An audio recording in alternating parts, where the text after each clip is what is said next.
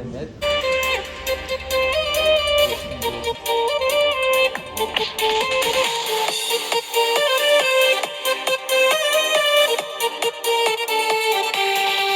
Bu salıklarındır dayıncı. Allah razı olsun Cezde.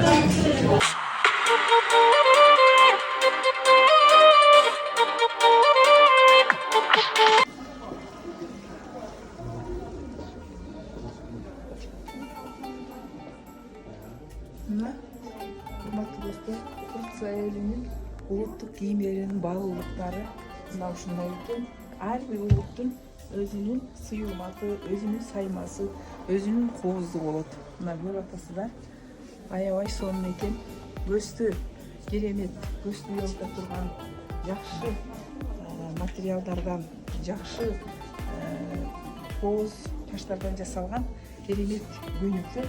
Мына биздин Турция мамлекетинин сонун көйнөктөрү айымдар үчүн тигилип ушул жерден заказ берип тигип алсаңар болот экен.